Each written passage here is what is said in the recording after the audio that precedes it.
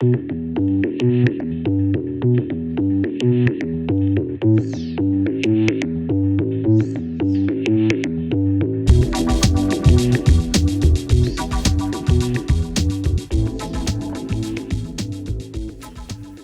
it going? Welcome to another episode of Lost Like Mike. I'm your host, Mike Gonzalez. And I'm not sure, I think this is 22, 23, something like that.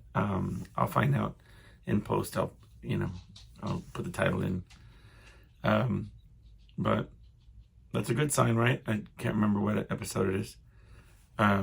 Still doing episodes. It's weird. In church today, they said something that kind of caught my attention, as they normally do. But they said, when you're of the mind that what you're doing is more for you than for the audience, then you're doing it the right way. You know what I mean? And if you're doing it that way, the audience will feel that it's more for them than for you. Because there's, they were talking about the pastor who's fantastic, and I'll talk about him later. He was celebrating 30 years being at the church that we go to. And, I never even would have thought of what he feels out of it, like what his claim is out of the equation, right? So he's really great at what he does, but you would think, you wouldn't think that he was feeling like he's getting more of the reward than we are, if that makes any sense. Like in my mind, putting myself into his mind, I feel like, well, surely he must know that he's just great at what he does, and that he must know that he's giving so much more to the congregation, the community, than, But he feels like he's getting the better end of the deal, that he gets, he's fortunate to be able to be in the position he's in, and he's able to enjoy the community and the congregation, right? So anyway, probably butchered that explanation, but I always say that I do this for myself. This podcast, it's my therapy, and there's some out there that listen to it and can relate to the stories I tell, and share in the comments and the emails what they're personally going through, and those struggles they may be having. And I feel like I'm getting the better end of the deal, and I sincerely believe that, so I'll continue to do it, and put it out there in the abyss of content, and some folks will be able to enjoy it and listen to it, and it's for them, but primarily and most importantly, I feel like I'm getting the better end of the deal, because I'm receiving the benefits of getting things off of my chest, out of my mind, and allows me to think of them on another level, a separate level, and also allows me to feel like I'm not alone in the vastness, and that the things I go through are not particular to me, or make me special in any way, that they're just part of the human condition, and as such, it's not as stressful or as anxiety ridden, because we're all kind of floating in space and dealing with these things,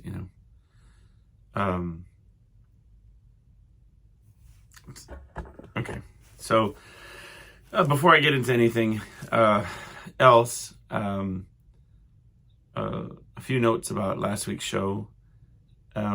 First of all, thank you for subscribing, for listening, for commenting, telling a friend, however it works. I appreciate that very much. And then secondly, although I did make notes on the comments on YouTube on the last episode, and I also put in the description sections of the different podcast platforms, I did want to apologize for the white noise machine being on. I mean, I don't even remember turning it on. It sits right next in this office area next to the guest bed. I have a power strip that, that it's plugged into. You just hit the power button on the strip and it turns on, at night, where you have your chargers and everything. So when you turn it on, your phone's charging, and presto magic, your white noise machine's going on. And I was so anxious about doing an episode about my brother on his birthday that I didn't even register that it was on. I was more concerned with of starting the podcast, and it's one of those things, I'm having this issue with recording this podcast currently. The time that I set aside to record the podcast seems to fall on days when I'm at the end of the hard week, right? So, not to jump around on subjects, but that's kind of what I do. So on Thursday nights, I perform a show, and so from Thursday to Friday, I get maybe 3 to 4 hours of sleep. And then on Friday, I try to play catch up and get sleep, right, for Saturday. So at first I was trying to record on Friday nights, but I was just a zombie, and it was not coming out the way I wanted it to, or not working out, right? But now it seems by Saturday night, I'm equally exhausted. Just because of the amount of things that I pack into Saturday. Not only I have a show on Saturday, but also, try to get things done in these little windows of time. So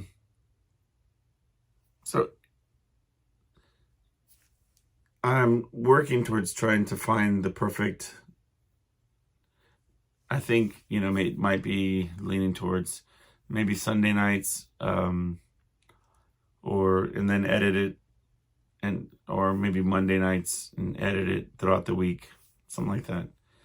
Still releasing it on the same time, or maybe release it on, back to Fridays, or what I'm saying. I'm gonna try to sort it out and work this. But the point being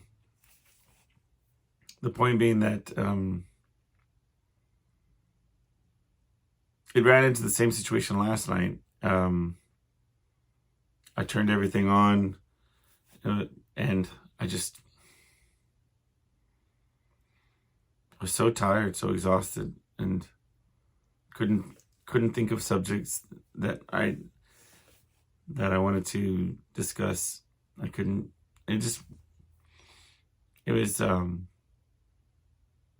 I wasn't going to put out the episode that I wanted to put out. I wanted to, although I do enjoy, doing this podcast, I don't want to just do it for the sake of doing it. So, sorry, you got a close up of my hand right there if you're watching the video, because I'm very expressive with my hands, and right now my hands are out of the picture. I feel like Talladega Nights, where I don't know what to do with them. Oh, not really. I just want to, I know I'm moving my hands down here, and it seems like my shoulders are just doing a dance. It's all about framing, I guess.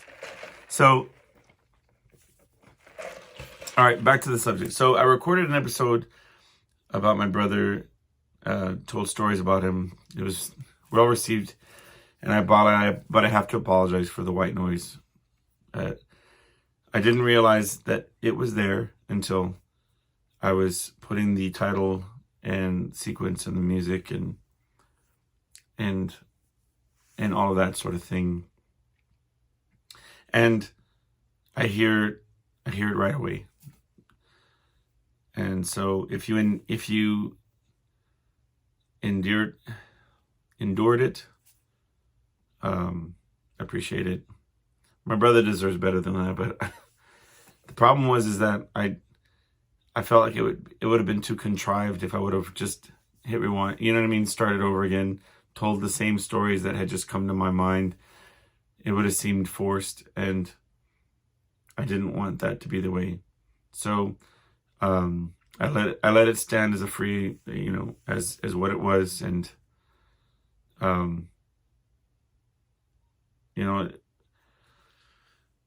didn't want to rehearse it. I didn't want to go back and I think that it would have rang untrue. So sometimes you'll re-record an episode because of lethargy or being tired, and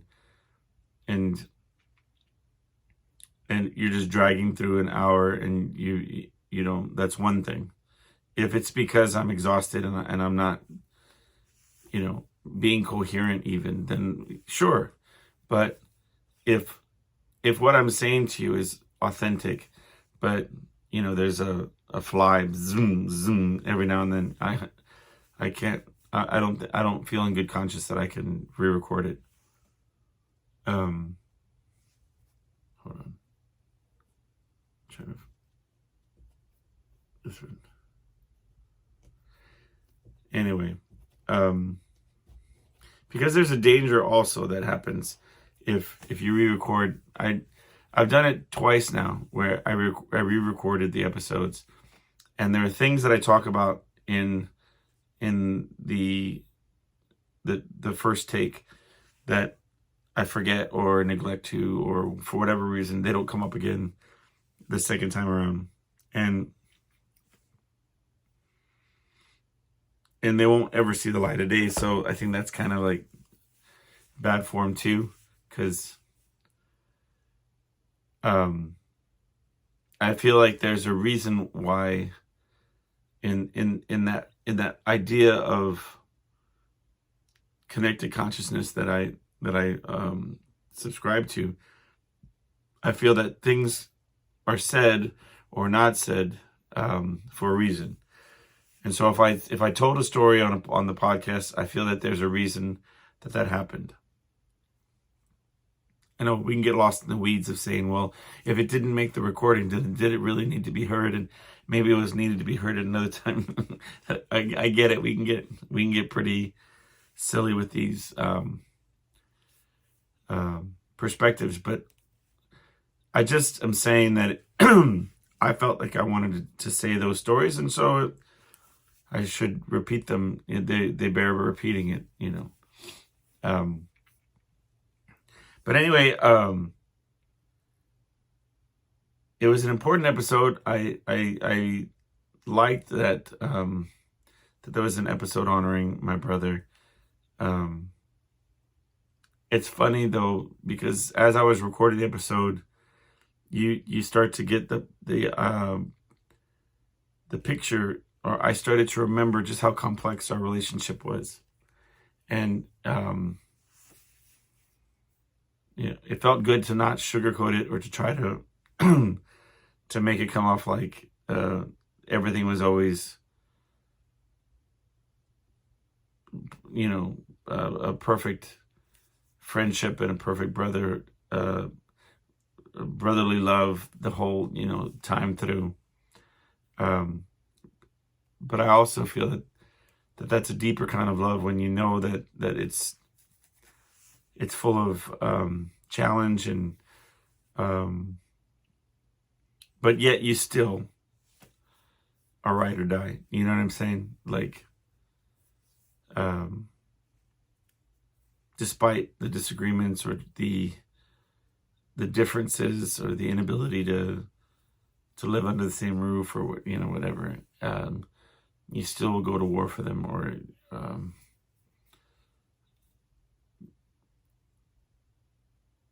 so yeah, other than the white noise, that was my whole beef, man. I thought thank you for those that did listen to the episode and commented and whatever, and spoke to me about it. What was I going to say? So, speaking of things that I talked about on previous episodes, or ones that didn't release, I wanted to show this one because this is a painting that my oh, can you see it? My daughter did. She picked the image out of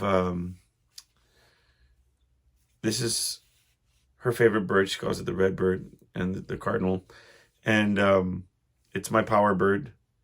Ever since I was little, I would see him out in my backyard, and I would call it my power bird. So she picked the image. She picked the image on a Google search, and I drew it out sketched it out, and then, but she has different art supplies as kids do, over here in this bin, there's some crayons and there's some floating markers over here, and that we have an art box with like construction paper or like random scraps of poster board or what have you, glue and scissors, whatnot, just yarn, just the typical. And I've always had the notion of getting like a nice set of acrylic paints, a nice art room where there was a plentiful supply of all the different mediums that one might choose to use to make something, an art piece. But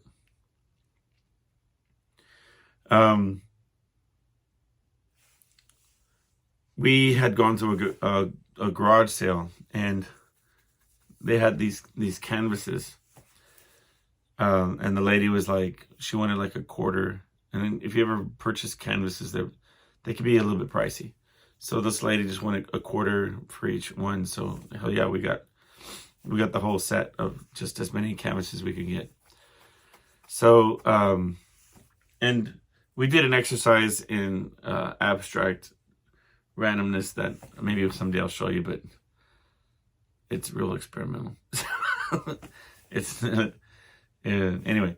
So the cardinal, we decided that we were going to, because my daughter and her mom like to go and do this mom and me painting thing, right? Where they paint with like an instructor that says, okay, well, now paint this and now do that, whatever. And they have a blast. And my daughter's super artistic, so there's that. But I decided along with my daughter that we were going to paint a couple weeks back. And we had one kind of like small mini bottle left of red. So it's kind of fortunate. And we had this small thing of pastel colors, like from Easter of like last year. It was like just these random little baby bits. Some of them were dried out, some of them worked. So and we had a couple Sharpies and like some various I think we found a couple markers that were like paint markers that you shake and then you could paint a little bit. It's what I call creating art. It's art with what you have, right? And I've always had this notion, or I had this thing, whether I was working at some job or at an office desk or whatever, And, you'd find like a couple pens, typically there's like a blue or black ink pens and maybe occasionally a red ink pen, some whiteout, some various color highlighters, things like that. And then a pretty good size scrap of paper, or like the inside of a cardboard box that was shipped that day or whatever. And just being inclined to create some type of art. And the challenge being use the available resources that you have and create something, which is it's a special type of art, with those inherent challenges can kind of push you to be creative and, in one way, right? But in another, you're kind of limited to those mediums, you know what I'm saying? So, but on this day we decided, we're going to use what we have. And she's so talented, man. She blends colors and creates colors, and made just a nice piece, right? I didn't paint any of that. I think this, like a patch of the orange, she asked me to, to help, which was created, I think, by a couple different colors, a little bit of the, anyway, we're getting lost in the weeds. But, right. So although that's kind of like a cool thing to take what you have and to make something out of nothing. Yeah, that's our next thing. I think for Christmas we're going to I want to have like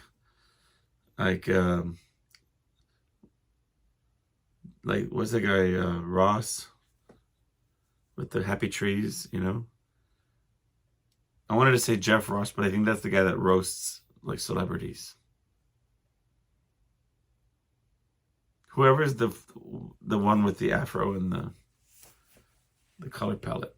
Yeah, that's my dude. We're gonna I'd love to have all the different colors and let her just see what she would really do with all the resources. Like I remember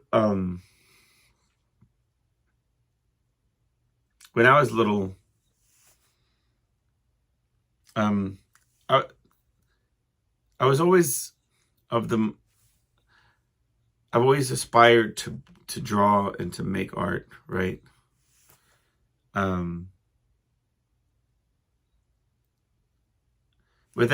As with everything in my life, I've wanted to be it or wanted to do it long before I had any talent or ability to do so. And sometimes I think that might be my superhero power, or my talent is that I just have a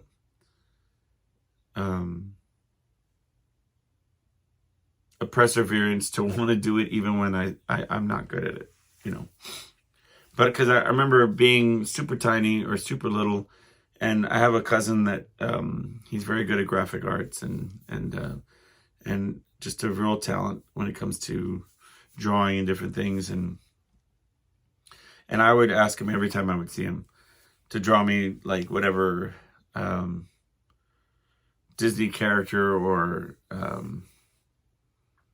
superhero or different things, and sometimes he would doodle me something real quick, but most of the time he would say, "No, like you need to figure it out, like draw it wrong until you get it right, whatever it was, you need to learn how to do it so you can do it for yourself."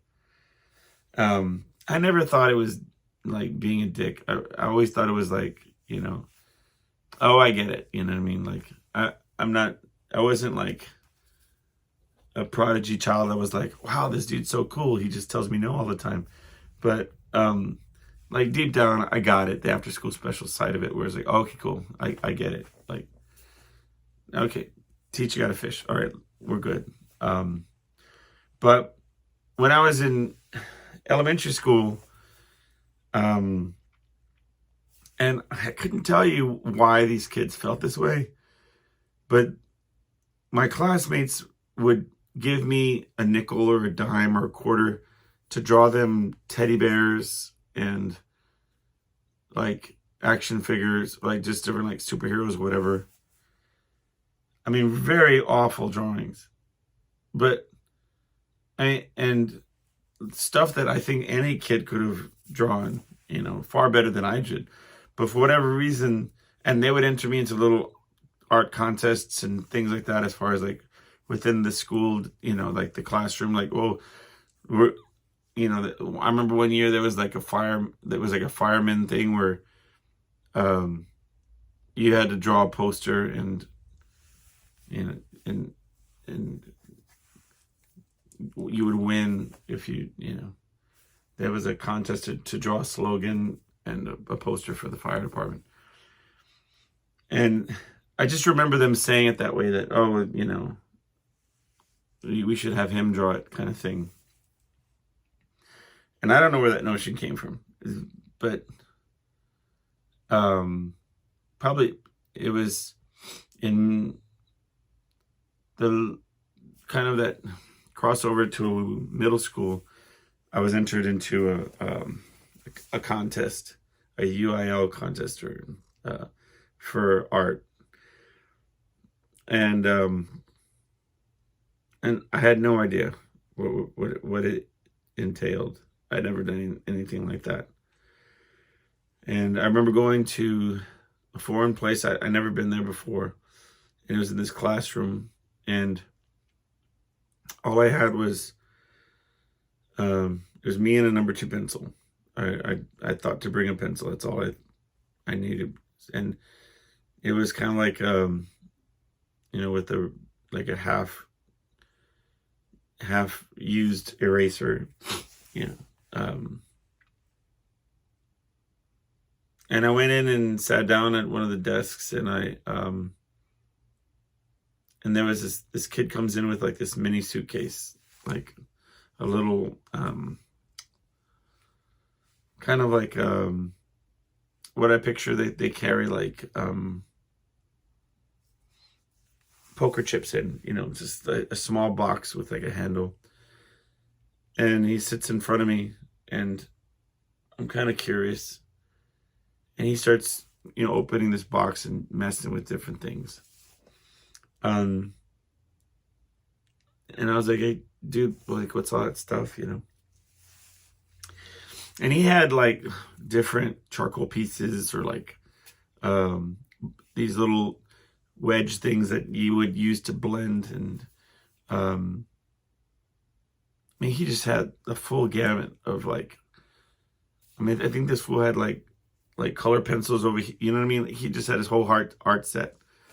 And I remember thinking, well, I'm toast. I don't, how can I compete? This dude's got, everything. And it ended up being, there was a bowl of fruit. It was sorted like, grapes and like, oranges, apples, whatever, just like a bowl of fruit up at the front. And we were supposed to just draw what we saw, is what they said. So,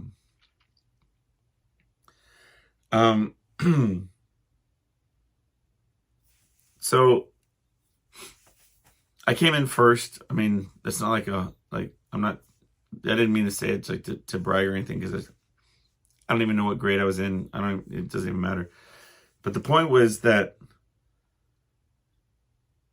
I created with just the pencil. You don't need all that fancy stuff. And, and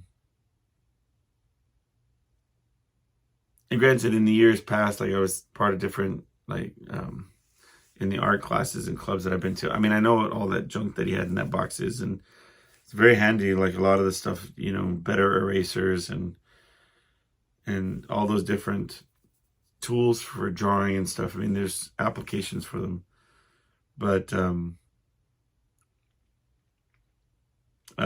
it's just to say that you can still create and still do, and without having the top of the line stuff and all the different bells and whistles that, you know. So, and I think to a certain extent, and I think that's why sort of I present my daughter with both options, because I want her to be able to bring the art out of herself, you know what I mean, as opposed to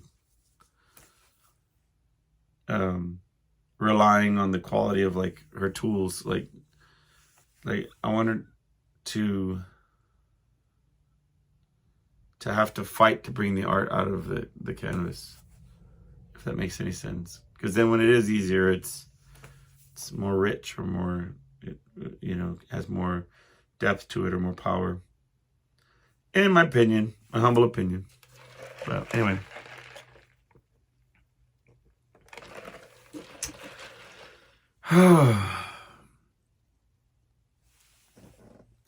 So, over this past week, I've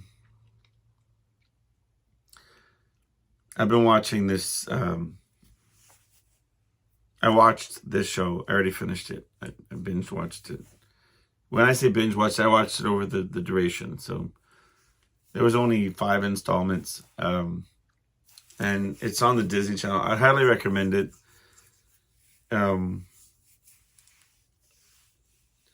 It's Limitless with Chris Hemsworth. My wife makes fun of me because of Chris Hemsworth. I'm gonna make a joke of it first, and then I'm gonna, you know, turn it back around and tell you the honest truth and be, you know, whatever. So, it all started when around after the first Thor came out, I had this weird dream where I was asleep, like in the dream, right? I'm laying in bed, or in a bed, and Chris Hemsworth came and brought a tray of snacks and drinks for me, or whatever. And it just so happened he wasn't wearing a shirt in the dream. He just was like, you know, I can't even do it in Australian accent, but it was kind of like, here's your drink. Anyway, that was for... Anyway, so she makes fun of me. So I had seen on the reason she makes fun of me is because maybe like a couple weeks ago, I had seen a news report, or you know how they have those little clickbait headlines where it said something to the effect of Chris Hemsworth is reevaluating his acting career based on a predisposition for Alzheimer's, right? So,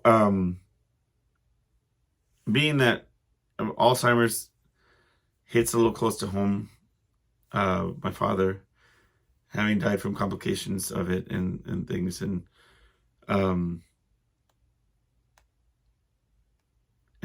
so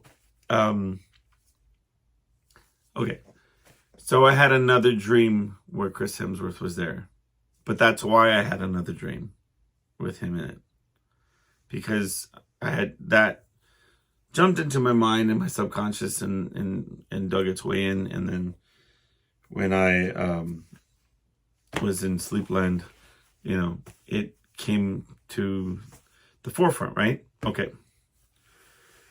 So that being said, that's why I decided I wanted to watch this show, because I thought it might be something cool to see, because the way that they frame the show is he's doing these challenges, and it's through National Geographic, so that he's going to these remote places or these different spots, and he's doing these things all in the pursuit of betterment for himself, right? But the first thing that I recognized in the show was that, I mean, this guy is, very fit, right? Very physically fit. He's worked hard. He's a lot of his. I mean, you're in that Marvel universe. You're paid to keep your body in tip-top condition, and you exercise throughout constantly, whatever. And it was like the first episode, and he was struggling with the physical challenge. And I was thinking, geez, man, if Thor can't do this, then what hope would I ever possibly have of doing it, right? I mean, and it's not a spoiler alert. You should really go check out these shows, especially if you have the Disney Channel Plus. And I probably should have taken notes while watching the show, but basically he goes through different. He does one where he does a fasting for 4 days. One where he's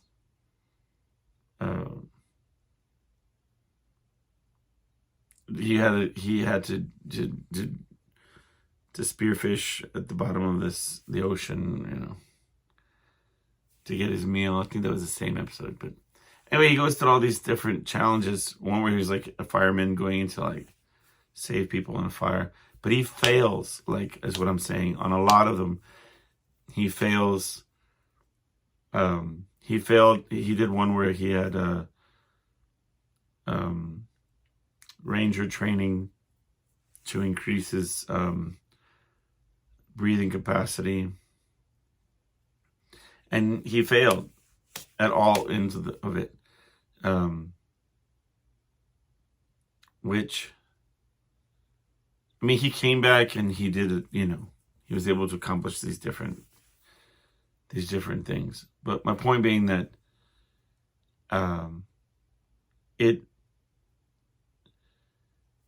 part of what I like about him as an individual, and this is what I kind of wanted to go back to. I admire him as a human being. I like the way he is with his kids. I like that he does things that are scary. He surfs, he does, but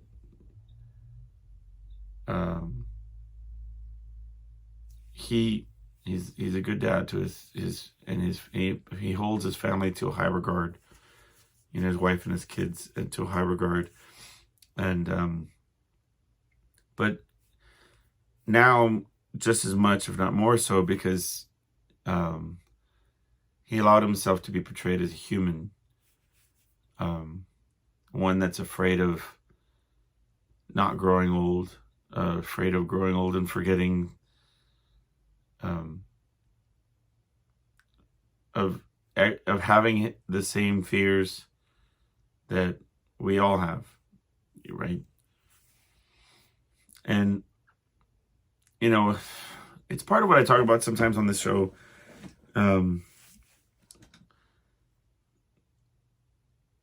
The only difference is that I see him doing the different things that he needs to do. Sometimes I think that I'm, avoiding doing some of these things that I should be doing.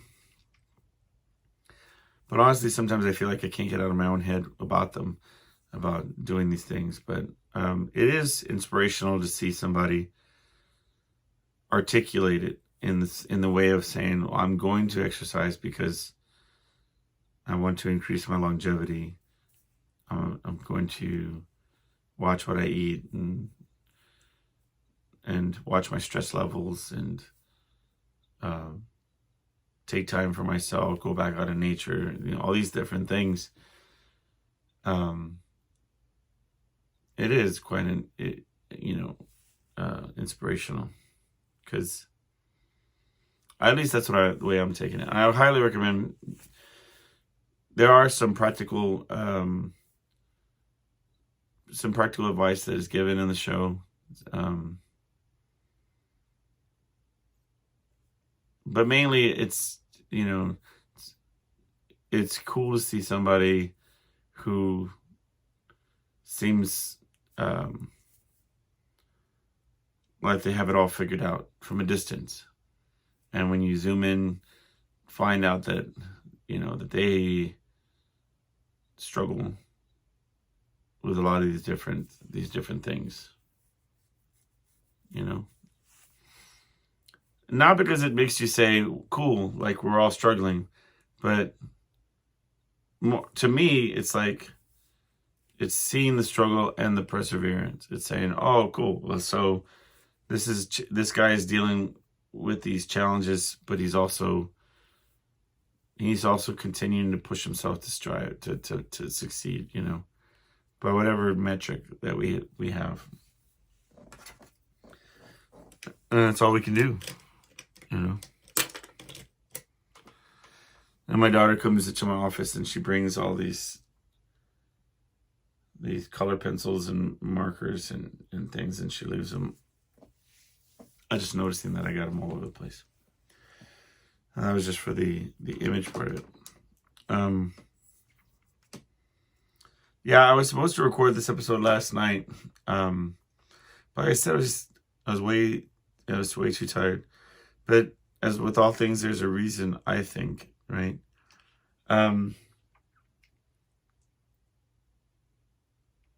Today that at church, the pastor was being recognized for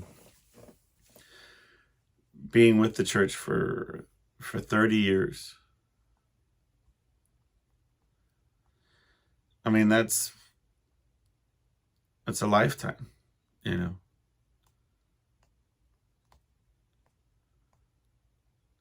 That type of, but that commitment, that loyalty, I struggle with that sometimes.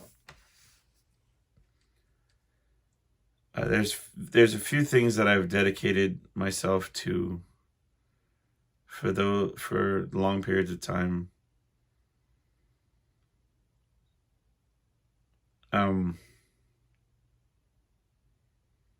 And in my mind and my heart, I feel like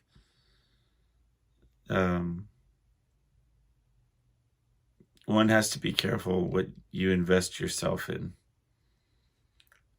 your time and energy, for that length of time. Any length of time is fine. You wake up one day and 20, 30 years have passed, and it was very touching to see his team members, his staff, the congregation. I mean, and this, me included, really seeing him,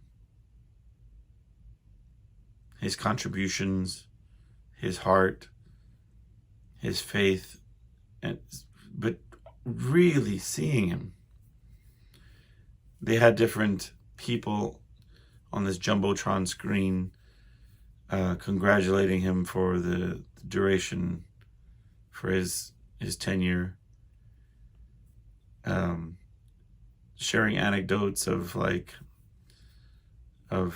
their friendships and the blessings that he was involved with, their weddings, the baptisms, and also the kind words and through struggles of faith, you know, with funerals and illnesses and just these. And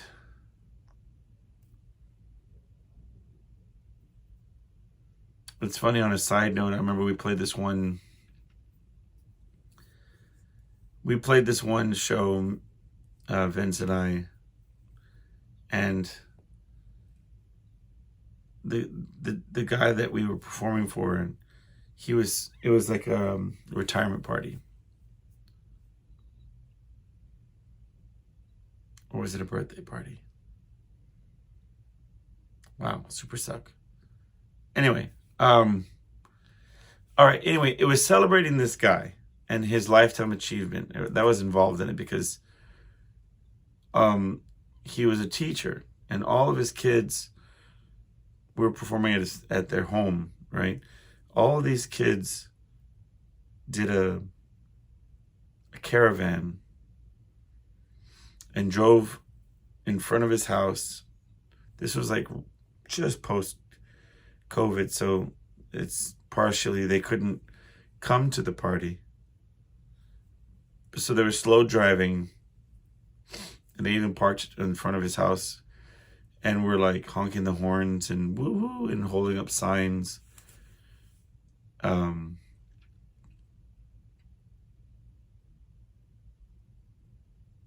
And I remember saying on the microphone, and with the most sincere of intentions, but I said on the microphone, wow, man, like you really touched the lives of so many people.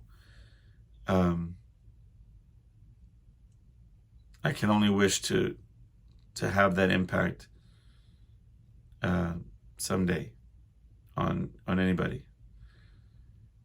And then I turned to Vince and I said, damn, like this guy spent his whole life achieving this, and like I made it about me in 2 seconds. And he said, yeah, like started laughing at me and said, pretty much that sounds about right. But I'm not really that narcissistic. Maybe I am. Who knows? But anyway, so but you want to have your life mean something. So, and in this case, obviously it's well deserved, but I mean, he kept saying, because when he went up to speak at the end, he kept saying how incredibly blessed he was that that to found a home, to have impact, to the growth and the experiences and everything's just been one blessing after another. And now no one person should have that much fortune and to be blessed that many times. Except super well deserved though, right? But but the main, it's the idea is or what impacted me so much about it was the idea that you have to be careful who you invest your time into, what you invest your time into.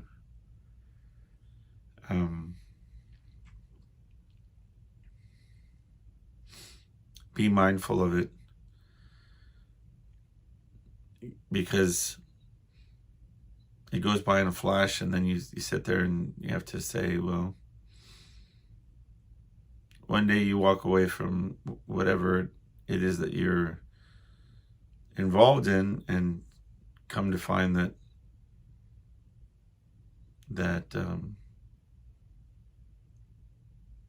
it didn't have, well,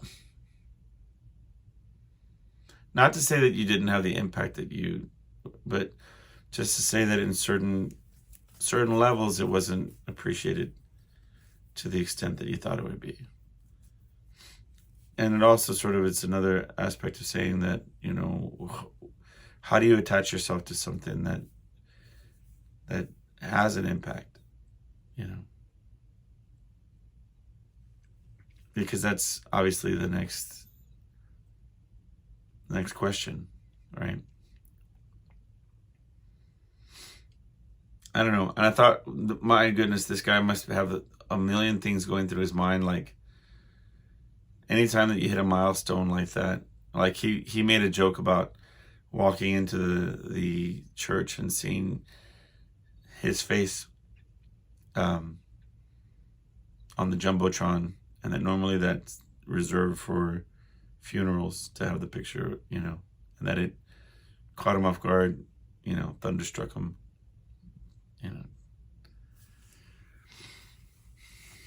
But anyway, I was very happy for him, but it got me to thinking about that. Because, yeah.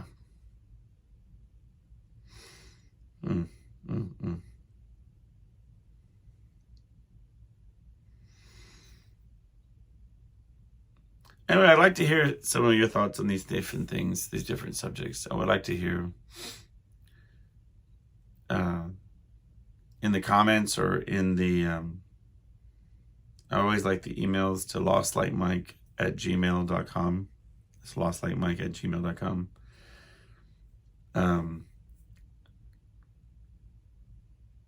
This isn't a paid enterprise for me right now. It's not something that I don't monetize it currently. As a matter of fact, I pay for the ability to distribute this podcast. It's way cheaper than therapy, although I've been leaning very hard towards getting a therapist. I'm trying to work through it, figure out a way to get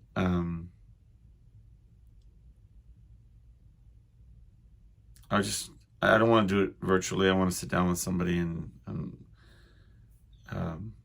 work through some of these things. But until then, I have this, and this means that for me. And I hope that some of the stories make you laugh or make you think.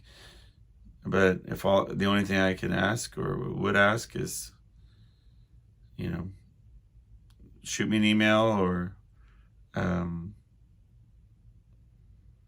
a comment,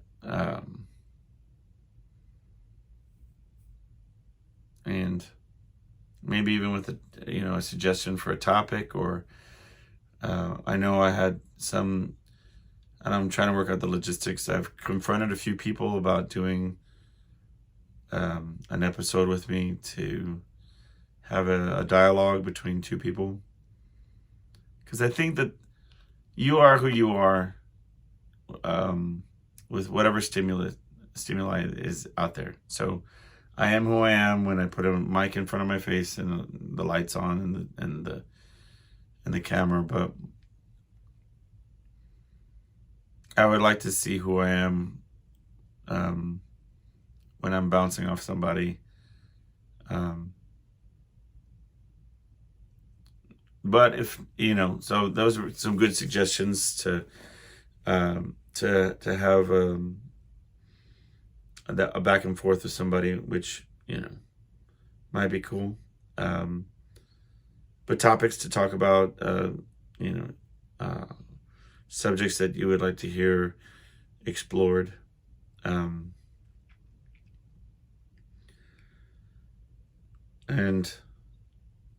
And I would love, and I'll address them. I'll talk about them, what have you. I like to get back to that random topic generator too. That was kind of fun. We would just talk about whatever was brought up by that.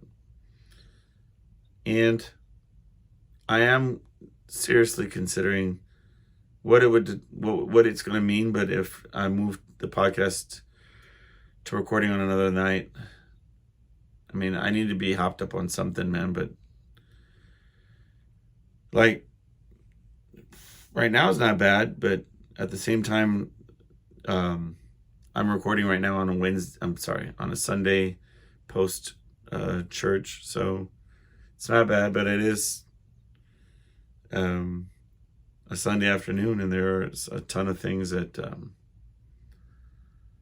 so I know it's going to be something that conflicts from time to time.